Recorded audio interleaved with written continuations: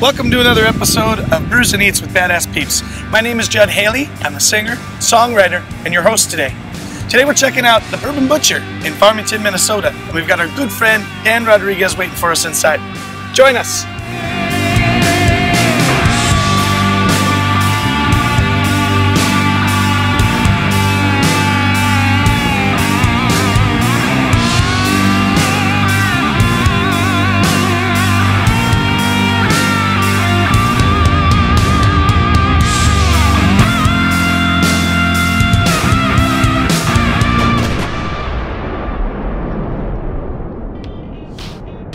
Today we're lucky to sit with Dan Rodriguez. That's me. This avid outdoorsman hails from Detroit, Michigan, and after turning 18 moved to the Twin Cities and began his prodigious journey into the music industry. His hard work and consistent effort proved to pay off when Budweiser picked his song When You Come Home as their tearjerker and mildly controversial commercial, Friends Are Waiting. Sharing the stage with prolific artists like Andy Grammer, Eric Hutchinson, Need to Breathe, and the Civil Wars, his husband and father of one has proven his talents in songwriting and performance are worthy of a close examination. Welcome, I appreciate you being here. I'm so honored to be here. This is awesome. This is, all my expectations were met and exceeded. Cheers. Cheers. Why don't you dive in and fill in the gaps from where I left off? You said it all. That's everything about me. Okay, it's in well, that tiny thanks for little, coming out. This I is great. appreciate it. Yeah, this is a lot of fun. I always wanted to be like my older brother, and I knew that if I went to a place like Nashville or Los Angeles or New York, I'm just going to be a tiny little fish in a huge pond. And I knew that music was what I wanted to do and pursue. And so I figured a place like Minneapolis that has a great music scene, I could maybe be a medium-sized fish in a medium-sized pond in that scenario. And so that's what I did. I came out here, and it's been awesome. It gave you an opportunity to learn. Yeah, and I did some band stuff. My brother and I were in a band called the Auburns back in the day, and I was on staff at like a church. I did church music for a while, and I did things like that. And then everything kind of shifted, and I started working for a nonprofit called Youth Frontiers. And to this day, I still am connected to them, very, very slightly, but I am still very connected to them because I want to always be connected to them. What I got to do was I got to play music, write songs for it, and play music, and then go into schools. And I would play for students and play a bunch of games with them and do a bunch of different activities and talk about how to treat each other better, how to treat yourselves better. And I feel like that actually, because we had summers off, I was able to tour all summer. Yeah. I was able to play shows on the weekends, and I traveled with them as well, all different states, so I was able to set up shows in places that I was going to work in schools for them. And it gave me an opportunity to have a consistent paycheck, but also do something outside of myself. And that led to me writing music that was uplifting. It led to me putting my faith in music without calling it Christian music or calling it Jesus. But the foundation of those things really comes down to compassion and kindness and love. Right. And that, I mean, not all of my songs pertain to those things, but having a basis of that to launch from, and a organization that was really open to me pursuing my music career and helping me do that was incredible. Right. And I feel like I'm in the place I am today because of that. So every anniversary, my wife will come downstairs at some point and she'll put on her wedding dress. And we dance to the song that she walked down the aisle to. And it's amazing. It's an amazing moment. It's so beautiful. It's really romantic. And she had started it. I could take zero credit with it. That I'll never forget. I'm getting goosebumps thinking about it. The first year when she walked down in her wedding dress, and I just started crying, and we danced, and I put on the song that she walked down the aisle to, and then we danced, and it's just been a tradition now, and we do it every year. I love that moment so much. It's my favorite moment of the whole year. I just see it in my head. Yeah. That's and incredible. so I wrote a song called 25 Years, and the lyrics say, dancing in the kitchen. Dancing in the kitchen. Louis playing trumpet on the radio. And then the song talks about, in 25 years, I'm gonna look at you and say, like, how did I end up with this amazing person? And then 25 more after that, we're gonna be getting older. We're gonna be married for 50 years at this point.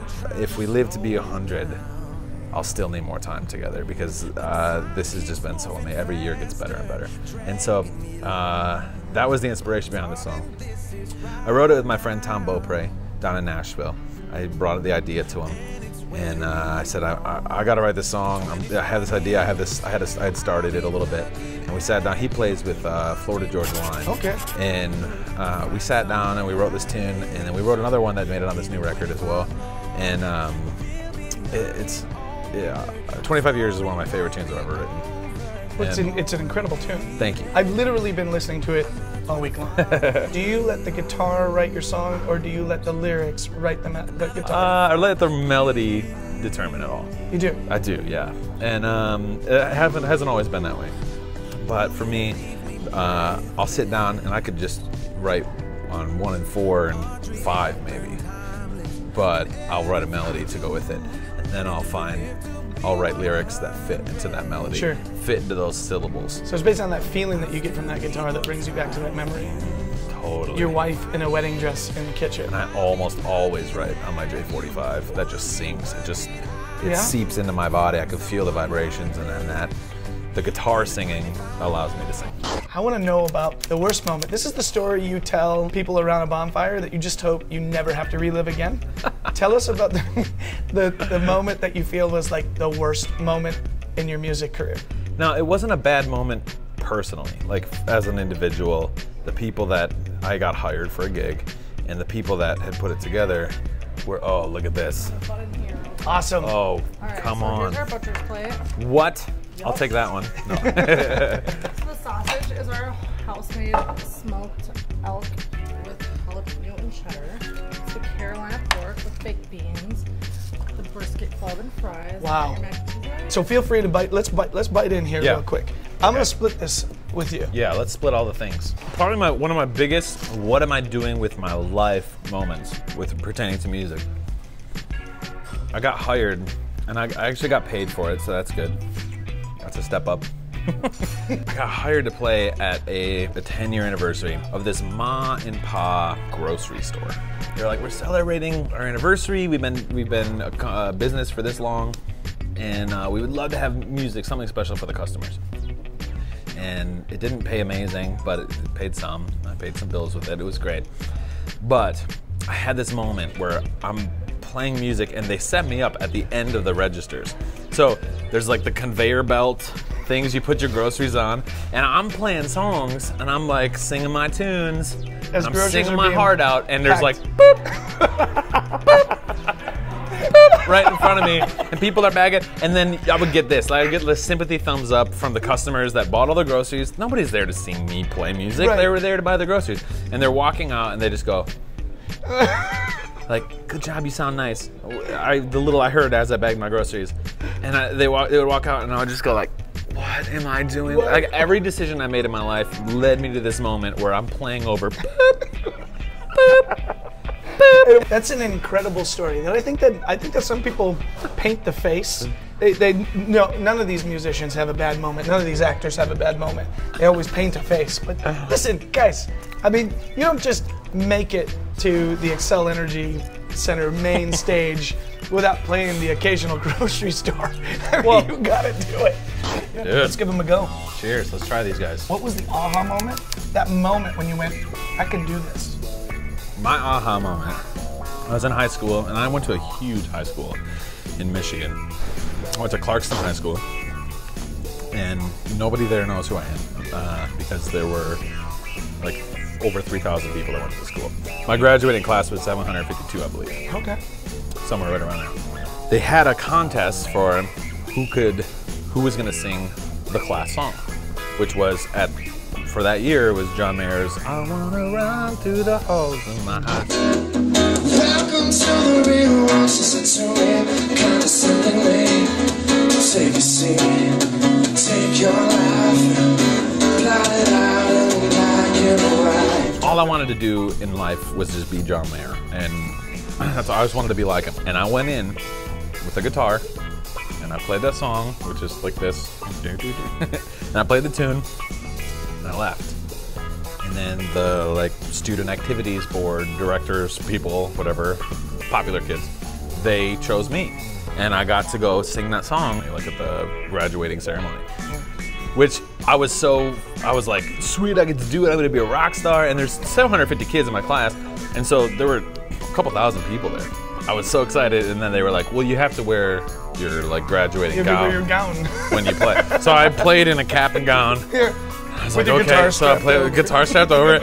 And I played this song, and I played it at Pine Knob Music Theater. It's like it's where John Mayer would play when they come into town. Okay. And I remember sitting on that stage, playing the song, and you probably know exactly what this feels like when you're in the middle of a song, and your brain is just somewhere else. Like your mind is not in that moment. You're just like, what did I eat yesterday? Like you're somewhere else. But all I was thinking about was, I'm gonna come back here and play on the stage again someday, playing my own song. And that was the moment. That was the moment. That was it. Today's episode is brought to you in part by Patreon. Listen, music lovers, if you're loving these episodes and you're loving what we're putting out there, head over to our Patreon channel where you can support each one of these episodes and make sure that these episodes keep rolling out.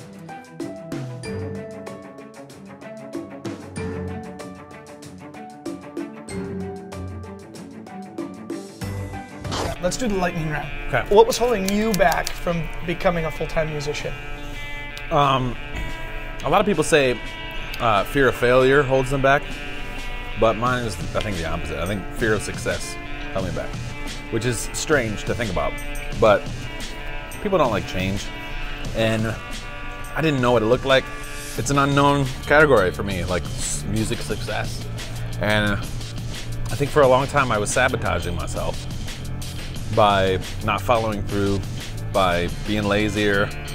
I've worked harder this last year than I ever have in my entire life. And it's because I think I'm no longer afraid of success. Cheers. Growing your career, staying consistent, doing the right things, there had to be a point where you met somebody that gave you some killer advice as a musician. Yes. What was that? If you have a lot of talent, but you don't work hard, you're gonna see some level of success. If you work your tail off, but you're just okay, you're also gonna see some level of success. But if you work really hard to be very good, and you work very hard at the business side of it, and networking and connecting, and you just put the 10,000 hours in, you're gonna see amazing things, especially if you're kind, and you don't look at people as a leg up, but instead you look at people as part of what you're doing. Right. And you don't use other people. You let them use you, and you work together towards whatever you're doing together. That to me is the definition of what it takes. Those are the ingredients it takes to succeed. So we kind of touched base on this a little bit, especially in the last question, but let's dive into your daily habits. Oof. I don't even have them. I don't have a daily routine. You don't have a daily routine? Because lifestyle is so different. I think mentality maybe over You don't routine. get up and check your phone. You don't check your emails. You don't I mean, I respond do. to messages. You know? I do, but I wake up at a different time every day because either I'm out of town and I have somewhere to be, or my son wakes up and is like, it's 5:40, I'm up. And I'm like, oh my goodness. I know that. I totally know that. I had a late night last night because I was playing a gig in town, and here I am at 5:40 right. giving you a bottle. Hey, Daddy.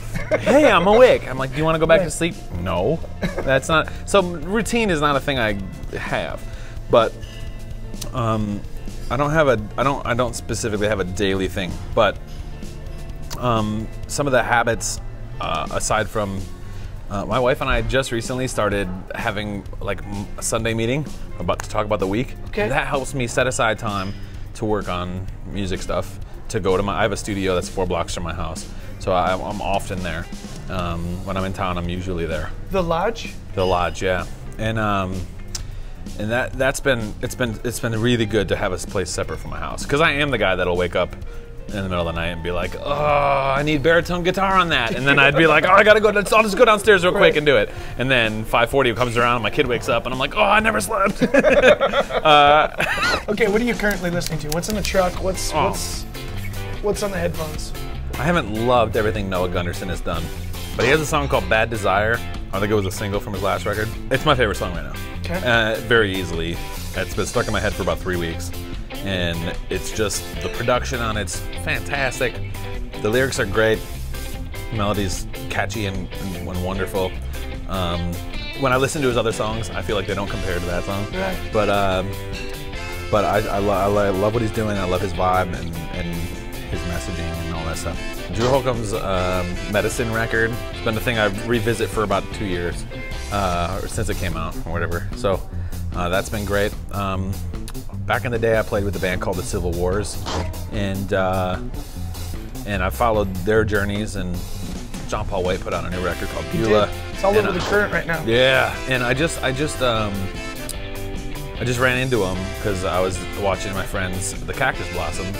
They're from here, and they were playing at Americana Fest down in Nashville, and I was there the same week, and I went to see them, and then we were backstage, and John was playing the same stage, and I ran into him, and I look like a chubby John Paul White, and I'm not going to say anything about that. I do. I look like a chubby John Paul White, or like a chubby Jack Sparrow, but You're right. He does look like Johnny Depp, doesn't he? Totally.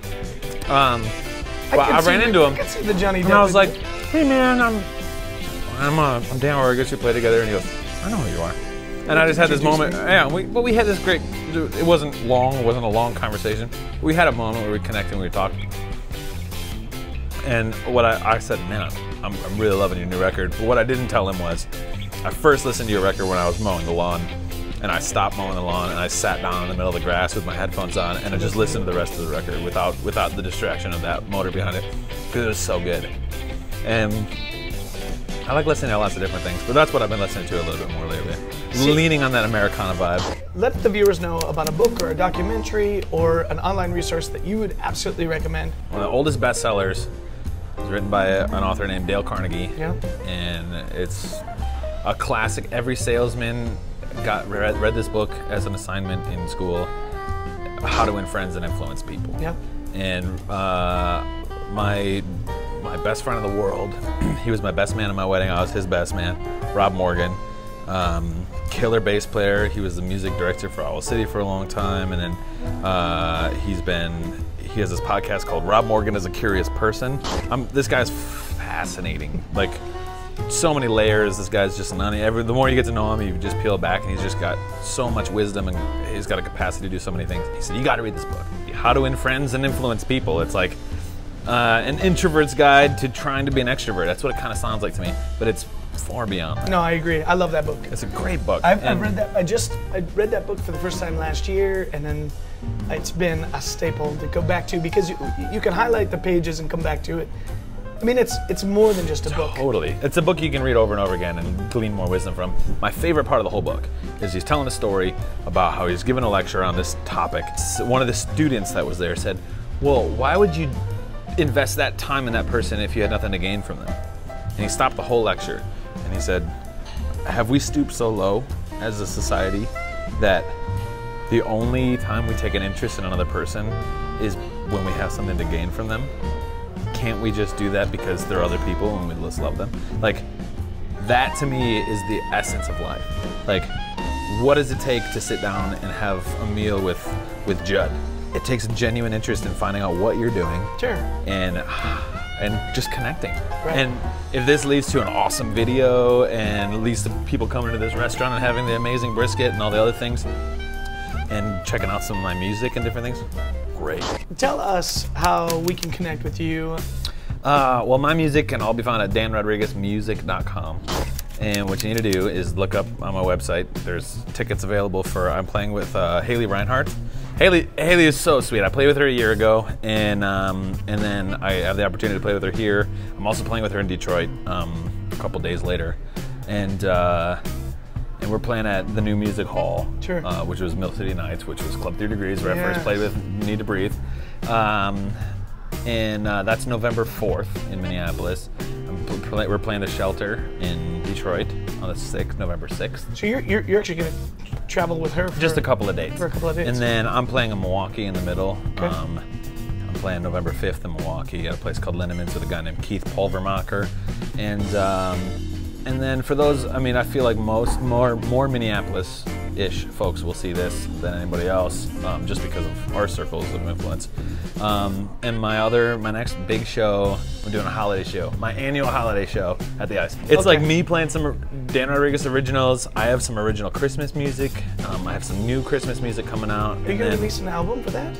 I have an album, the album I did with Fields. Okay. I've been holding off on it for publishing reasons, but now it's gotten to a point where publishing stuff hasn't moved forward, and so I'm ready to just go, okay, this needs to get out. So you have the single for... The single for that record is called 25 Years. But you have more music that goes with it? It's an EP that goes with it, yeah. So it's 6 songs, and they're going to be coming out before the end of the year. And then I will also be releasing a Christmas song that I just started tracking this last week, and it's called Christmas Magic. Oh yeah. And it's a great I love that tune. It's one of my favorite. It's my favorite Christmas song I've ever written, for sure. Dan, you are a badass. I appreciate you hanging out with us on this 5th episode of Brews and Eats with Badass Peeps. And to you, thanks for hanging out with us. We'll see you on the next episode. Cheers. Cheers.